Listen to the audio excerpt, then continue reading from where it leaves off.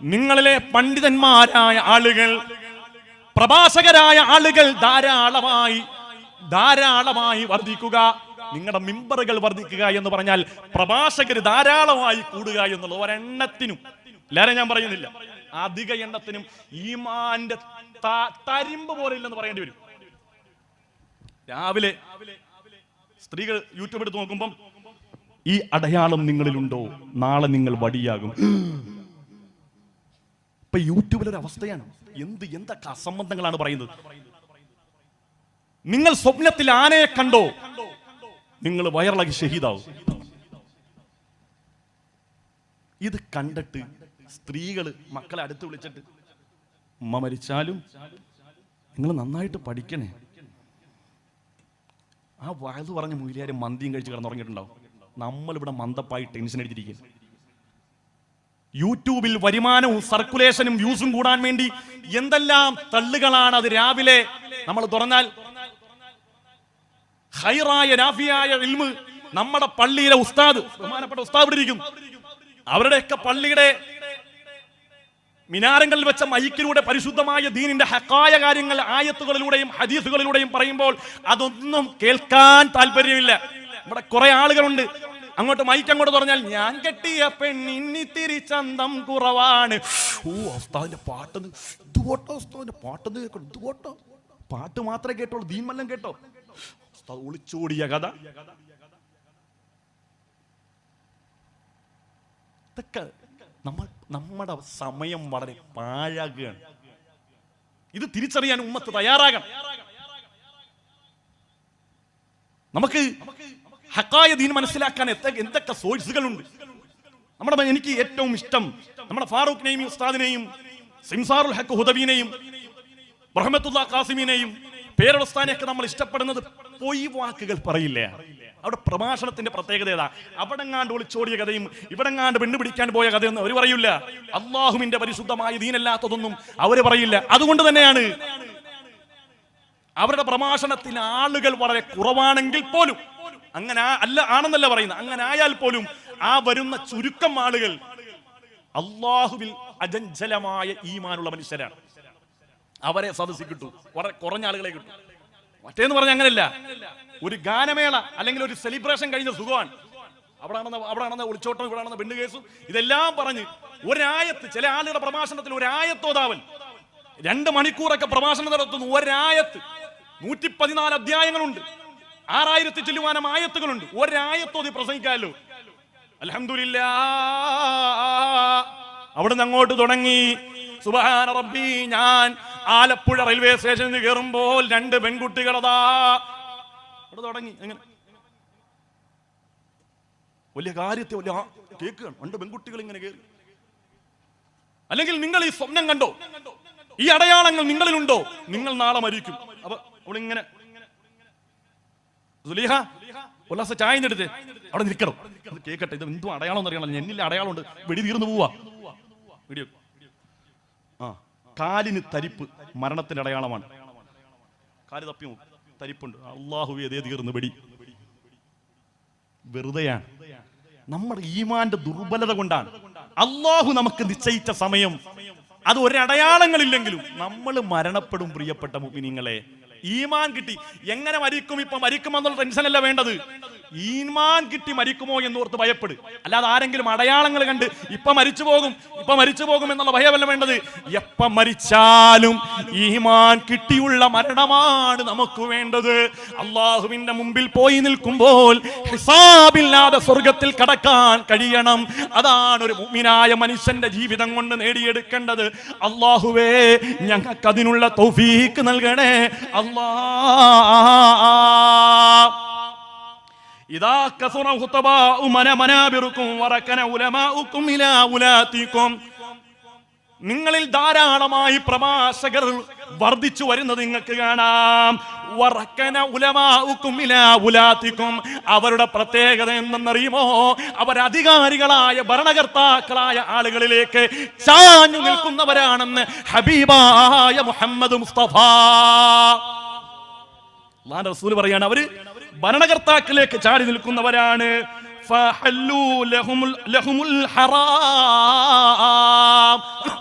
അവരുടെ പ്രത്യേകത അവർ ഹറാമിനെ ഹലാലാക്കുന്ന ആളുകളാണ്. യൂട്യൂബില് വോഡ്കയുടെ, മദ്യത്തിന്റെ, റമ്മി സർക്കിൾ എന്ന ചൂതാട്ടത്തിന്റെ പരസ്യം വരുന്നു. നമ്മളിടുന്ന വീഡിയോയിൽ പരസ്യം വരുന്നു. ആ പരസ്യത്തിന്റെ കാരണം കൊണ്ട് കിട്ടുന്ന വരുമാനം മേടിച്ച് ആളുകൾ ചോദിക്കും, സാറേ യൂട്യൂബിലെ വരുമാനം ഹലാലാണോ? പിന്നെന്താ ഹലാലല്ലേ? എന്താ കാരണം? എനിക്ക് കിട്ടുന്നുണ്ടോ? തന്നെ ആരും എനിക്ക് കിട്ടിയ എനിക്ക് ലോട്ടറി അടിച്ചാൽ അന്ന് മുതൽ എനിക്ക് ലോട്ടറി ഹലാലാണ്. എന്റെ വാപ്പ പലിശ മേടിച്ചാൽ അന്ന് മുതൽ എനിക്ക് പലിശ ഹലാലാണ്. ആകാൻ പാടില്ല. അതാണ് അല്ലാഹുവിന്റെ റസൂൽ പറഞ്ഞത്, ഹമ്മുഹും ബുതൂൻ, വയറാണ് വയറാണ് വയറാണ് അവരുടെ പ്രധാനപ്പെട്ട ലക്ഷ്യം. അങ്ങനെ ആകാൻ പാടില്ല. അങ്ങനെ വന്നാൽ എന്താ പ്രത്യേകം? ഇതുകൊണ്ട് വന്ന് തിന്നാൽ ഹറാമായ പണം 50 രൂപ സമ്പാദിച്ചാൽ 50 ലക്ഷം ഹോസ്പിറ്റലിൽ കൊടുക്കേണ്ടി വരും പെങ്ങളെ. ഇത് അനുഭവമാണ്, പലരുടെയും യാഥാർത്ഥ്യമാണ്. നമ്മുടെ കണ്ണുകൊണ്ട് കണ്ട സംഭവങ്ങളാണ്.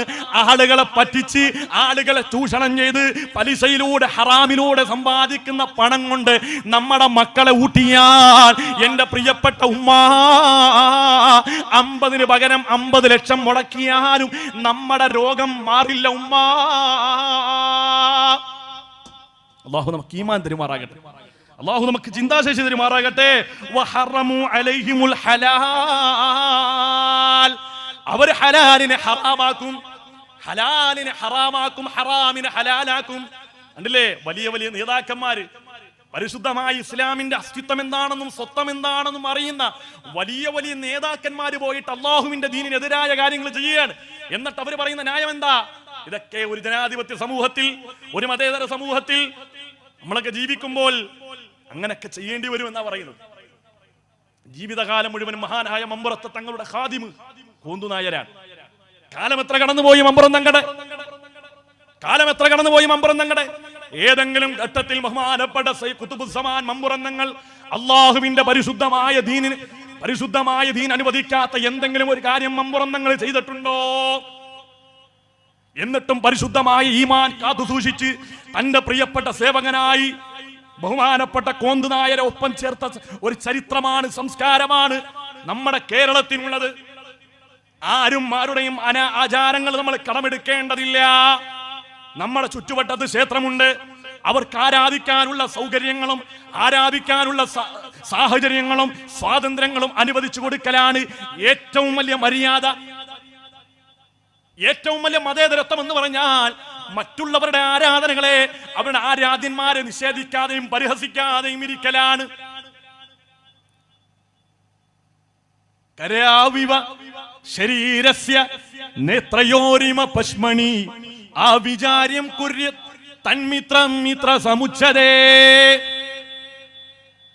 ചാണക്യം പറഞ്ഞതാ, കരാവിവ ശരീരസ്യ നേത്രയോരിമ പശ്മണി അവിചാര്യം കുര്യൻ മിത്രം മിത്ര സമുച്ചതേ.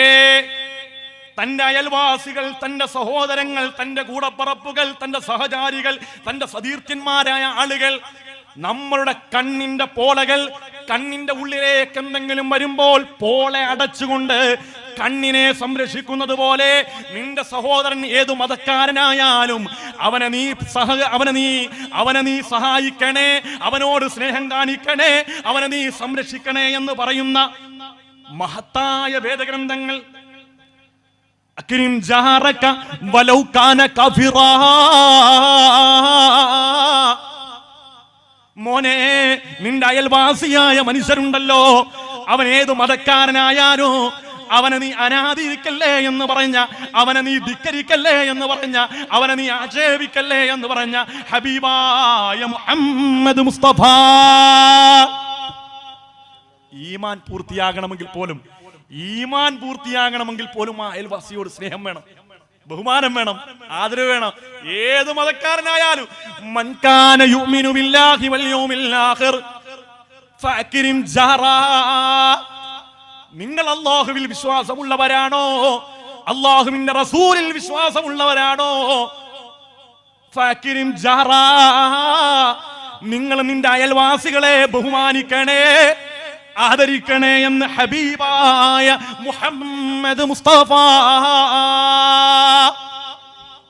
ഏത് മതക്കാരനായാലും ബഹുമാനിച്ചേ പറ്റൂ.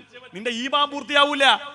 നീ മുസ്ലിം എന്ന് പേര് കെട്ടി ഖാലിദ് എന്നും റസാഖ് എന്നും പറഞ്ഞ് നടക്കുകയാണ്. നിന്റെ അയൽവാസിയായ ആളുകൾക്ക് നീ ദ്രോഹമാണോ, നീ പ്രയാസമാണോ, നിന്റെ വാക്കിനെ അവർ ഭയപ്പെടുന്നുണ്ടോ, നിന്റെ പ്രവൃത്തിയെ അവർക്ക് വെറുക്കുന്നുണ്ടോ? മോനെ, ലാ യദ്ഖുലുൽ ജന്ന, നിനക്ക് സ്വർഗമില്ലെന്ന് ഹബീബായ മുഹമ്മദ് മുസ്തഫ. അല്ലാഹു ഈമാൻ തരട്ടെ, അല്ലാഹു നമുക്ക് ഈമാൻ തരട്ടെ, അല്ലാഹു നമുക്ക് ഈമാൻ തരട്ടെ. അതുകൊണ്ട് പ്രിയമുള്ള മുഅ്മിനീങ്ങളെ, നമ്മൾ ഒരിക്കലും മറ്റുള്ളവരോടുള്ള ബഹുമാനവും സ്നേഹവും എന്ന് പറഞ്ഞാൽ അത് ധാർമ്മികമായി പരിശുദ്ധം ഇസ്ലാം അതിനൊരു ഫ്രെയിം, ഒരു സ്ട്രക്ചർ അല്ലാഹുവിന്റെ റസൂൽ പറഞ്ഞിട്ടുണ്ട്. സഹായിക്കണം, സ്നേഹിക്കണം, ആവോളം സഹായിക്കണം. എന്ത് പ്രതിസന്ധി വന്നാലും നമ്മൾ അവരോടൊപ്പം സഹകരിച്ചു നിൽക്കണം. പക്ഷേ ആരാധനകൾ വിഷയം വരുമ്പോൾ, ആഘോഷങ്ങൾ വരുമ്പോൾ അവരുടെ ആഘോഷം അവർ വേണ്ട രൂപത്തിൽ അവർ ആഹ്ലാദിക്കട്ടെ. നമ്മൾ അവർക്ക് അതിന് സ്വാതന്ത്ര്യം കൊടുക്കും.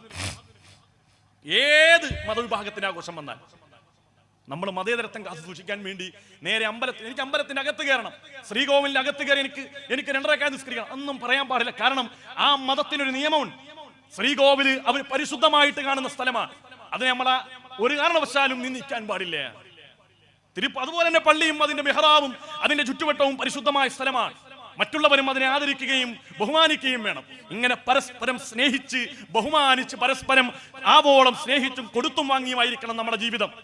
അല്ലാതെ ഏതെങ്കിലുമൊക്കെ ഭരണ നേട്ടത്തിന് വേണ്ടി, ആളുകളുടെ തൃപ്തി കിട്ടാൻ വേണ്ടി, ജനാംഗീകാരം കിട്ടാൻ വേണ്ടി മതേതരത്വമാണ് എന്ന് മനസ്സിലാക്കി അല്ലെങ്കിൽ എന്ന് കരുതി അള്ളാഹുവിന്റെ പരിശുദ്ധമായ ദീനിനെ നമ്മൾ വിൽക്കാൻ പാടില്ല. അള്ളാഹുവിന്റെ പരിശുദ്ധമായ ദീനിനെ നമ്മൾ കളങ്കപ്പെടുത്താൻ പാടില്ല. എന്റെ മുത്തുമുഅ്മിനീങ്ങളെ, പരിശുദ്ധമായ ഇസ്ലാം നിർദ്ദേശിച്ചത് പ്രകാരം ഖൈറായ രൂപത്തിൽ ജീവിച്ച് അവസാനം ആഖിബത്ത് നന്നായി മരിക്കാൻ അല്ലാഹു നമുക്ക് സൗഭാഗ്യം നൽകട്ടെ.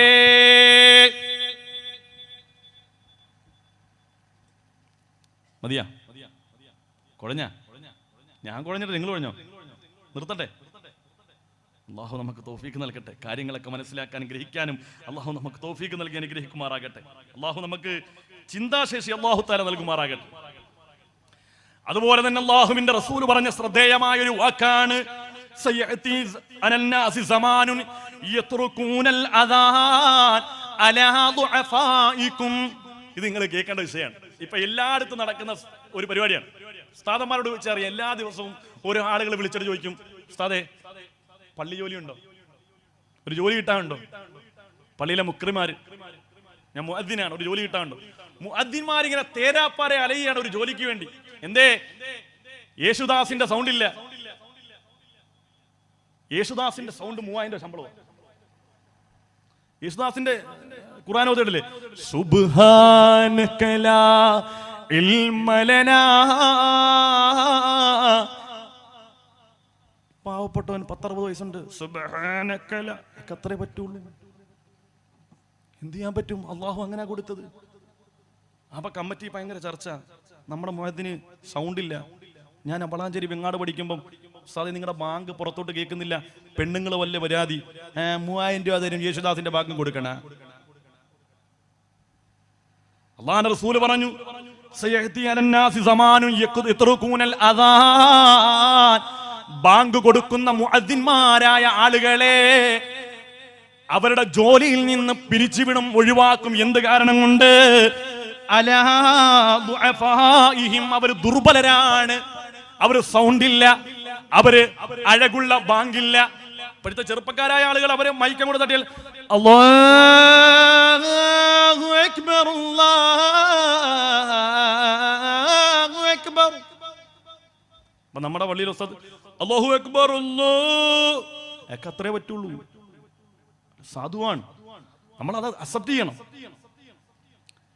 അതുപോലും അല്ലാഹുവിന്റെ റസൂൽ എടുത്തു പറഞ്ഞു, യത്റുകൂനൽ അദാൻ, ബാങ്ക് വിളിക്കാലം ഈ മഹല്ലിലെ മുഴുവൻ ആളുകളും കേട്ട ആ ബാങ്കുണ്ടല്ലോ, ആ സാധുവായ വൃദ്ധനായ മനുഷ്യന്റെ ബാങ്ക. പക്ഷേ ഇപ്പൊ ആരോഗ്യം നഷ്ടപ്പെട്ടപ്പോൾ പള്ളി കമ്മിറ്റിക്ക് അവരെ പറ്റൂല. എല്ലായിടത്തുള്ള പ്രത്യേകതയാണ്.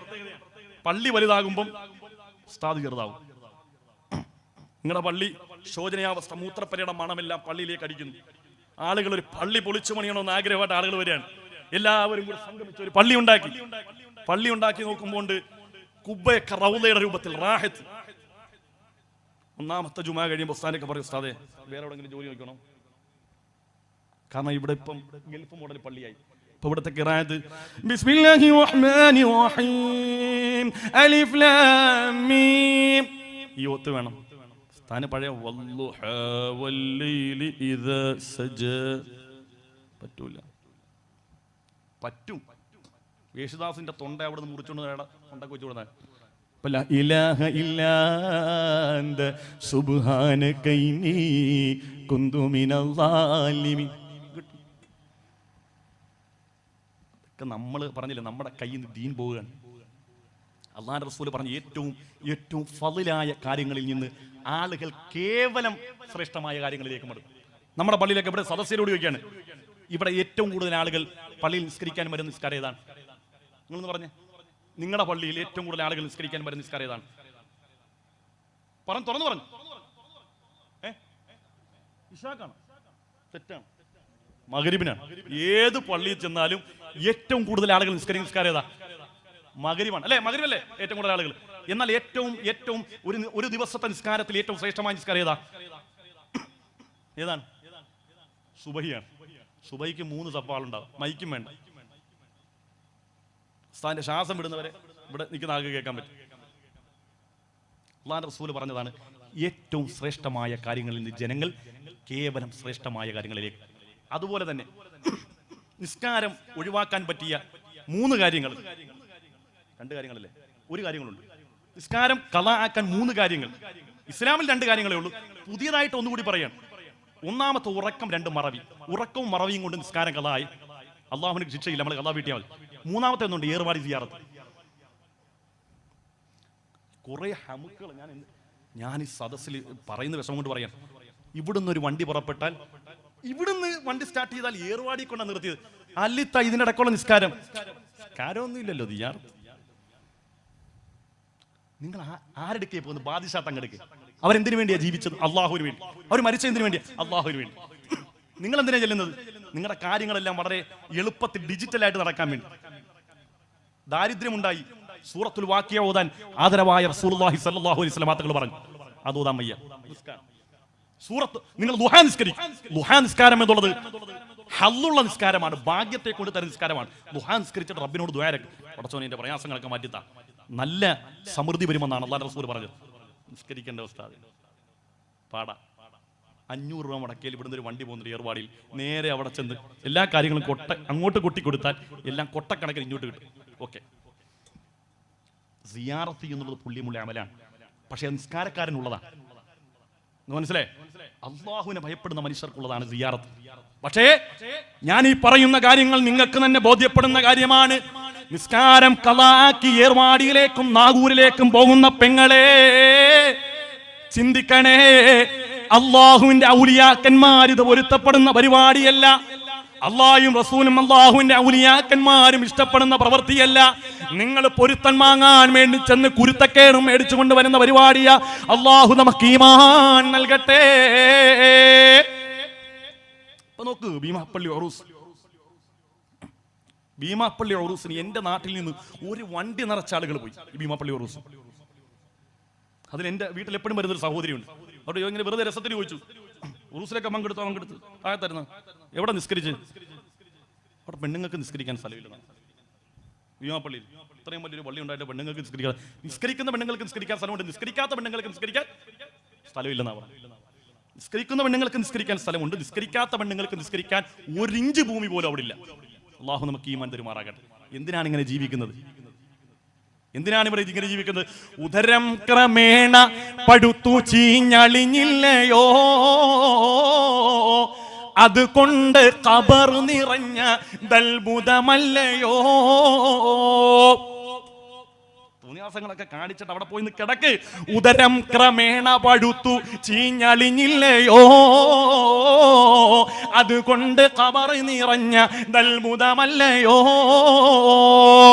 ആർത്തും ആഹ്ലാദിച്ചും ഉല്ലസിച്ചും എല്ലാ കോമാളിത്തരങ്ങളും നൃത്തങ്ങൾക്കും ചുവടുവപ്പുകൾക്കും സാക്ഷിയായി അവസാനം ആ കുഴിയിൽ വെറ്റമുക്ക് ജുമാ മസ്ജിദിന്റെ ആ പള്ളിക്കാട്ടിൽ കൊണ്ടുവച്ച് മൂന്നാമത്തെ ദിവസം എത്തുമ്പോൾ ശരീരം പൊട്ടി വയറ് പൊട്ടി ആ ചീഞ്ചലം ഖബറിൽ നിറഞ്ഞ് മയ്യത്തിങ്ങനെ ആ ഖബറിൽ ഒഴുകി നടക്കുന്ന ആ ഒരവസ്ഥയുണ്ടല്ലോ പെങ്ങളെ, നീ ചിന്തിച്ചാൽ എങ്ങനാണ് ഉമ്മ നിനക്ക് നിസ്കാരം ഉപേക്ഷിക്കാൻ കഴിയുന്നത്?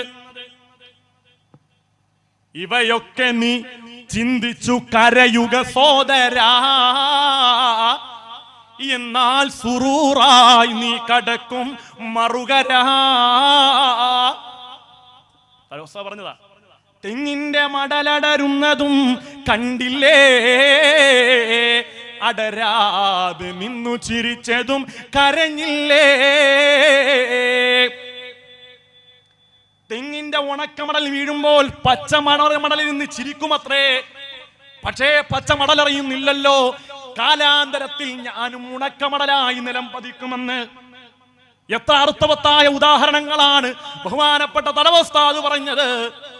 ഇവയൊക്കെ നീ ചിന്തിച്ചു കരയുക സോദരാ, എന്നാൽ സുറൂറായി നീ കടക്കും മറുകരാ. തെങ്ങിന്റെ മടലടരുന്നതും കണ്ടില്ലേ, അടരാതെ നിന്നു ചിരിച്ചതും കരഞ്ഞില്ലേ. അടരാതെ നിന്ന പച്ചമടലും അന്ത്യം കരയേണ്ടി വന്നില്ലേ. ഇതല്ലേ ജീവിതം, ഇതല്ലേ ജീവിതം. മേൽപോട്ടുയരും വീർപ്പുകൾ താഴോട്ടെത്തുമെന്നാരറിയും, മേൽക്കുമേലാൽ വാരി കൂട്ടിയിട്ടെന്തൊരു ഫലമറിയും. മന്ത്രിക്കും തന്ത്രിക്കും രാജനുമെല്ലാം ഖബറിടം ഒരുപോലെ, മാളിക തട്ടുകൾ കട്ടിലും മെത്തകളില്ലല്ലോ നാളെ. എല്ലാം അവസാനിച്ചു ദുനിയാവിന്ന് പോകേണ്ടി വരും. ഇതെല്ലാം റിയാലിറ്റിയാണ്, ഇതെല്ലാം റിയാലിറ്റിയാണ്. ഇതൊന്നും ഒരു കെട്ടുകഥയല്ല. കുതിരപ്പുറത്ത് സഞ്ചരിച്ചവരല്ലേ പിടിമണ്ണ് വാരിയെറിഞ്ഞ ദൽബുദമല്ലേ. കുതിരപ്പുറത്ത് രാജാവായി ജനങ്ങൾക്ക് മുമ്പിൽ അതിധീരനായി നടക്കുമ്പോൾ കുതിരയുടെ പത്തടിയിലേക്ക് ഒരു സാധാരണക്കാരനായ പ്രജക്ക് അടുക്കാൻ കഴിയാതെ നിന്ന രാജാവിനെയും അവസാനം കുഴിയിലേക്ക് കൊണ്ടടക്കം ചെയ്യപ്പെട്ടപ്പോൾ സാധാരണക്കാരനായ പ്രജ 3 പിടി മണ്ണ് വാരിയിട്ട് പിടിമണ്ണു വാരിയെറിഞ്ഞ ദൽബുദമല്ലേ. അല്ലാഹു ഈമാനുള്ള മരണം അല്ലാഹു നമുക്ക് തരട്ടെ. അല്ലാഹു ആഖിബത്ത് നന്നായുള്ള മരണം അല്ലാഹു നമുക്ക് തരട്ടെ.